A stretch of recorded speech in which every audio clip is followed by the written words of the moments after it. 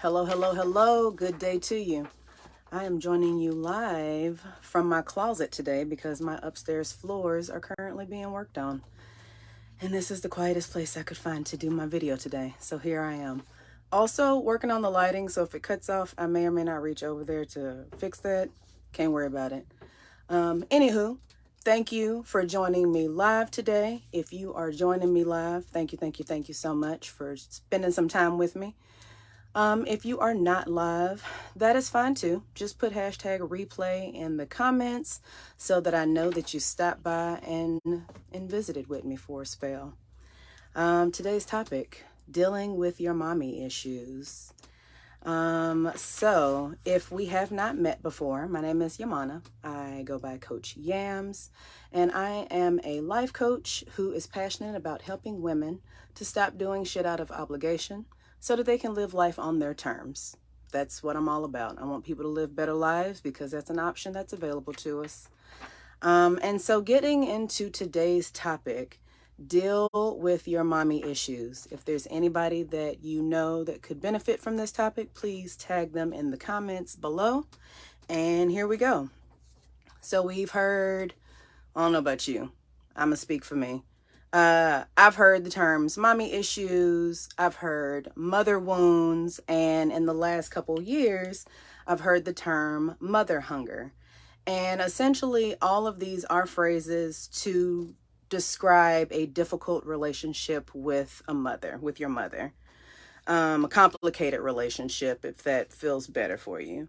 And this complicated relationship can have long lasting mental, emotional, or psychological effects on who you are as a person. And so this relationship dynamic that is complicated can come from emotional or physical abuse. It can be a result of neglect. It can be a result of absence. There could be addiction present. There could be codependency and enmeshment issues. The list could literally go on about how one develops these mommy issues, mother wounds, however you want to call it.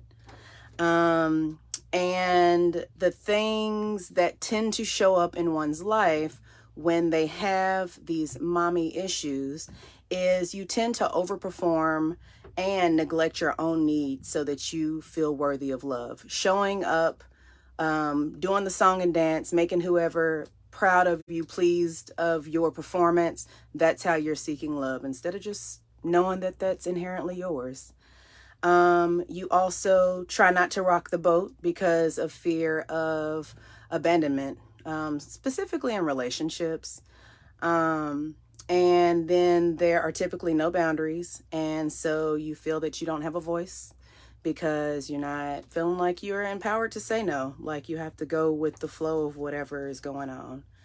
And you are also afraid to show up as you out of fear or judgment for doing things differently than the way that your family may have done them.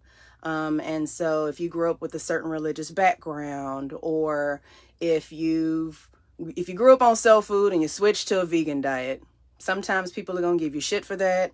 And there's some shame and judgment around that, especially when relationships are already complicated. You may also have experienced vulnerability and expressing emotions being considered a sign of weakness.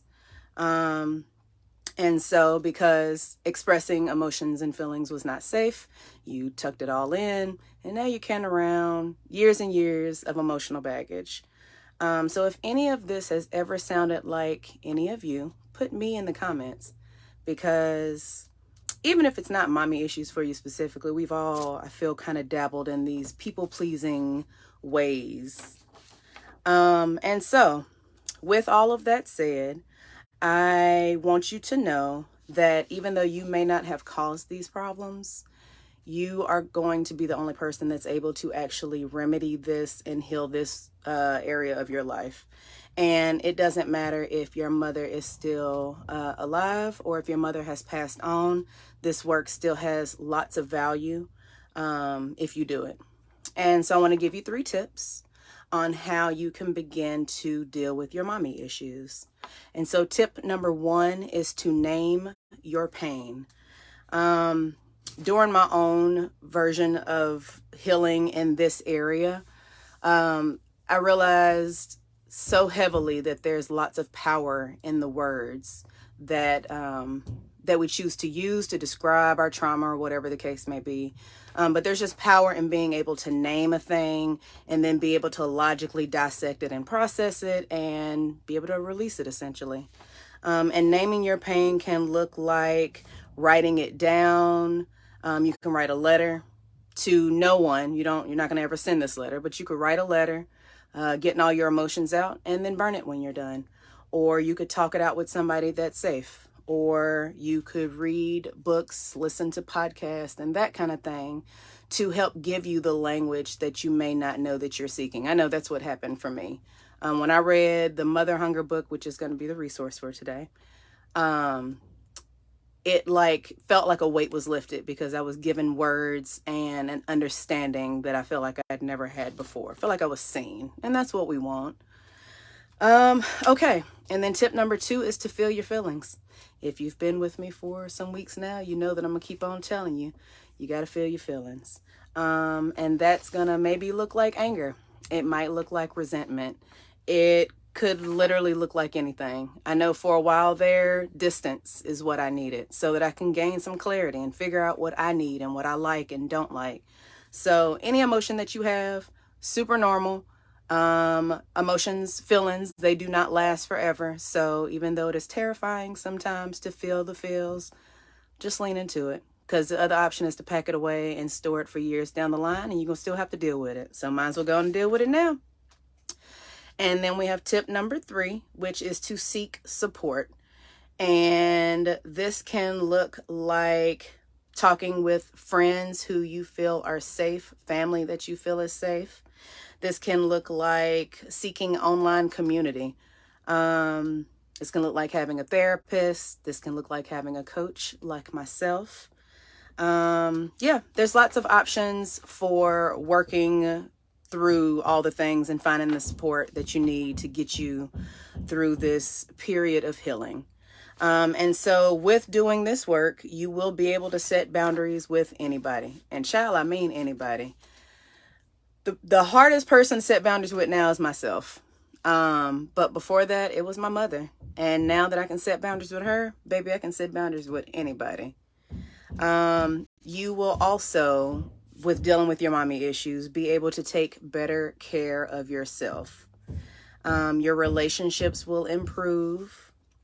And just so you know, you may lose some relationships, and that's completely fine because you'll also gain some relationships. Stay open. Don't be afraid of change. I know that sounds like crazy because change is what makes people afraid, but there's bounty in change. So be open to that.